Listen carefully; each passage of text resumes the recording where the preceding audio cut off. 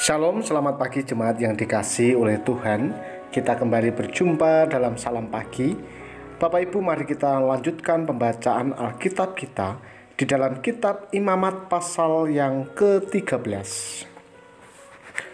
Tuhan berfirman kepada Musa dan Harun, apabila pada kulit badan seseorang ada bengkak atau bintil-bintil atau panau yang mungkin menjadi penyakit kusta pada kulitnya, ia harus dibawa kepada Imam Harun atau kepada salah seorang dari antara anak-anaknya, imam-imam itu.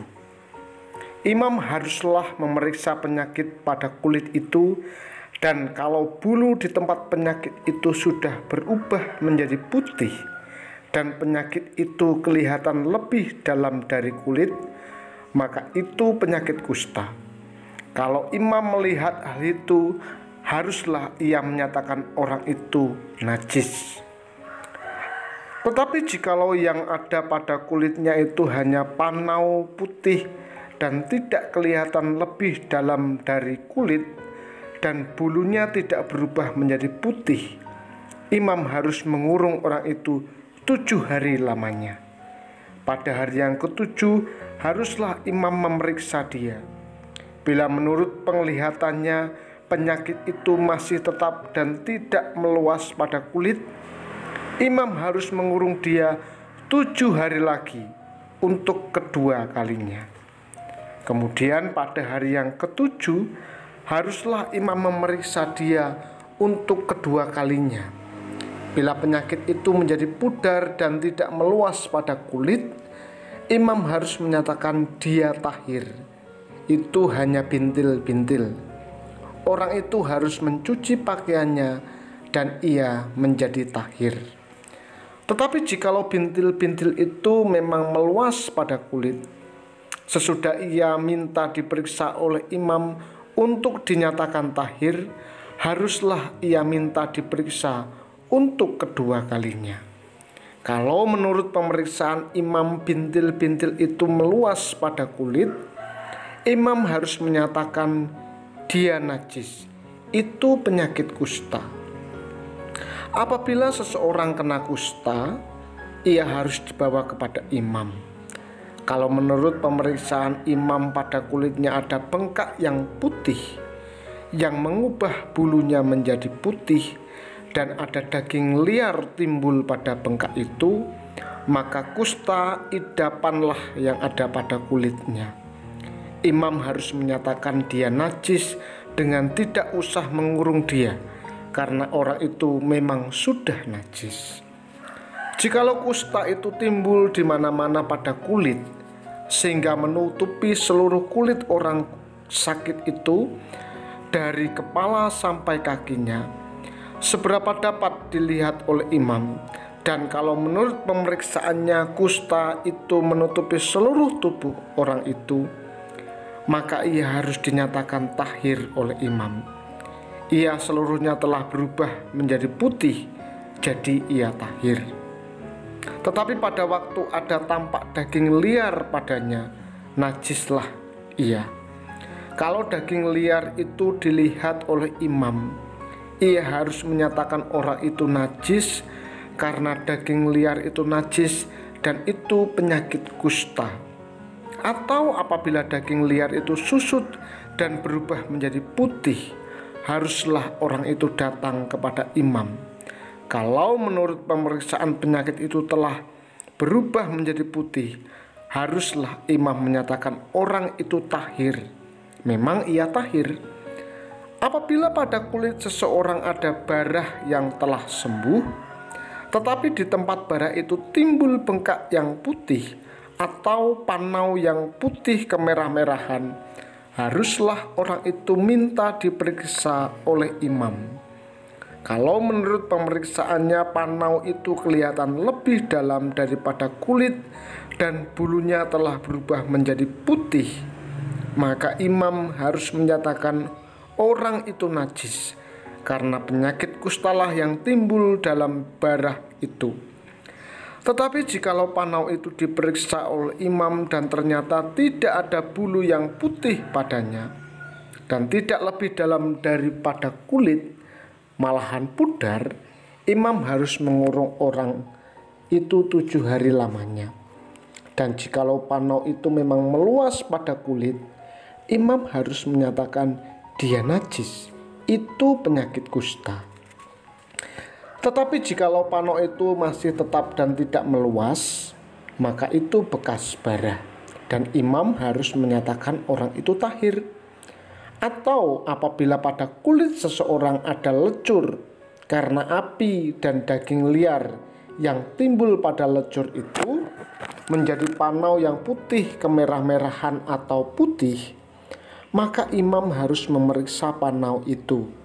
Bila ternyata bulu pada panau itu berubah menjadi putih dan panau itu kelihatan lebih dalam dari kulit, maka yang timbul di dalam lecur itu adalah penyakit kusta, dan imam harus menyatakan orang itu najis, itu penyakit kusta. Tetapi jikalau menurut pemeriksaannya tidak ada panau itu bulu yang putih dan panau itu tidak lebih dalam daripada kulit, malahan pudar, imam harus mengurung orang itu 7 hari lamanya. Pada hari yang ketujuh, imam harus memeriksa dia lagi. Jikalau panau itu memang meluas pada kulit, maka haruslah imam menyatakan dia najis, itu penyakit kusta. Tetapi jikalau panau itu masih tetap dan tidak meluas pada kulit, malahan pudar, maka itu bengkak lecur dan imam harus menyatakan dia tahir, sebab itu bekas lecur. Apabila seorang laki-laki atau perempuan mendapat penyakit pada kepala atau pada janggut, imam harus memeriksa penyakit itu. Bila itu kelihatan lebih dalam dari kulit dan ada padanya rambut halus yang kuning, maka imam harus menyatakan orang itu najis, karena itu kudis kepala, yakni kusta kepala atau kusta janggut. Dan apabila menurut pemeriksaannya penyakit kudis itu tidak kelihatan lebih dalam dari kulit dan tidak ada padanya rambut yang hitam, maka imam harus mengurung orang yang kena penyakit kudis itu 7 hari lamanya. Pada hari yang ketujuh, imam harus memeriksa penyakit itu. Bila ternyata kudis itu tidak meluas dan tidak ada rambut yang kuning padanya, dan kudis itu tidak kelihatan lebih dalam dari kulit, maka orang itu harus bercukur. Hanya tempat kudis itu tidak boleh dicukurnya. Lalu imam harus mengurung orang yang kena kudis itu untuk kedua kalinya 7 hari lagi. Kemudian pada hari yang ketujuh, imam harus memeriksa lagi kudis itu. Bila ternyata kudis itu tidak meluas pada kulit dan tidak kelihatan lebih dalam dari kulit, maka imam harus menyatakan orang itu tahir, dan ia harus mencuci pakaiannya dan ia menjadi tahir. Tetapi jikalau kudis itu memang meluas pada kulit sesudah ia dinyatakan tahir, dan menurut pemeriksaan imam kudis itu meluas pada kulit, maka imam tidak usah lagi mencari rambut yang kuning, memang orang itu najis. Tetapi jikalau menurut penglihatan imam kudis itu masih tetap dan ada rambut hitam tumbuh pada kudis itu, maka kudis itu sudah sembuh dan orang itu tahir, dan imam harus menyatakan dia tahir. Apabila pada kulit seorang laki-laki atau perempuan ada panau-panau, yakni panau-panau yang putih, imam harus melakukan pemeriksaan. Bila ternyata pada kulitnya ada panau-panau pudar dan putih, maka hanya kuraplah yang timbul pada kulitnya dan orang itu tahir. Apabila rambut kepala seseorang laki-laki meluruh dan ia hanya menjadi botak, ia tahir. Jikalau rambutnya meluruh pada sebelah mukanya dan ia menjadi botak sebelah depan, ia tahir. Tetapi apabila pada kepala yang buta itu, sebelah atas atau sebelah depan ada penyakit yang putih kemerah-merahan, maka penyakit kustalah yang timbul pada bagian kepala yang buta itu. Lalu imam harus memeriksa dia. Bila ternyata bahwa bengkak pada bagian kepala yang buta itu putih kemerah-merahan dan kelihatannya seperti kusta pada kulit, maka orang itu sakit kusta dan ia najis, dan imam harus menyatakan dia najis karena penyakit yang di kepalanya itu. Orang yang sakit kusta harus berpakaian yang cabik-cabik, rambutnya terurai, dan lagi ia harus menutupi mukanya sambil berseru-seru, najis, najis. Selama ia kena pakaian penyakit itu, ia tetap najis. Memang ia najis. Ia harus tinggal terasing di luar perkemahan. Itulah tempat kediamannya. Apabila pada pakaian ada tanda kusta, pada pakaian bulu domba atau pakaian lenan, entah pada benang lungsin atau benang pakannya, entah pada kulit atau sesuatu barang kulit, kalau tanda pada barang-barang itu sudah kemerah-merahan warnanya, maka orang itu kusta. Hal itu harus diperiksakan kepada imam. Kalau tanda itu telah diperiksa oleh imam, ia harus mengasingkan orang yang mempunyai tanda itu 7 hari lamanya. Pada hari yang ketujuh ia harus memeriksa tanda itu lagi. Apabila tanda itu meluas pada pakaian atau benang lungsin atau benang pakan atau pada kulit, entah untuk barang ataupun kulit itu dipakai, maka itu adalah kusta yang jahat sekali, dan barang itu najis. Ia harus membakar barang-barang yang mempunyai tanda itu, karena itu kusta yang jahat sekali. Barang-barang itu harus dibakar habis.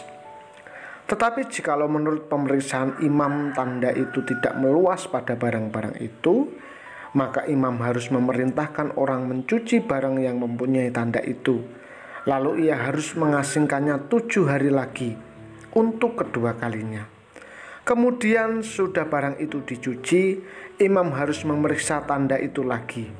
Bila ternyata rupa tanda itu tidak berubah, biarpun itu tidak meluas, maka barang itu najis, dan engkau harus membakarnya habis, karena barang itu semakin mendalam pada sebelah belakang atau sebelah muka.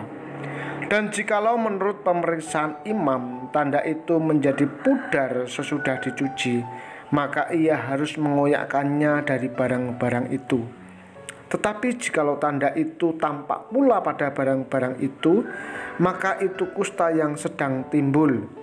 Barang yang mempunyai tanda itu haruslah kau bakar habis. Tetapi barang-barang yang telah kau cuci sehingga tanda itu lenyap daripadanya, haruslah dicuci untuk kedua kalinya, barulah menjadi tahir.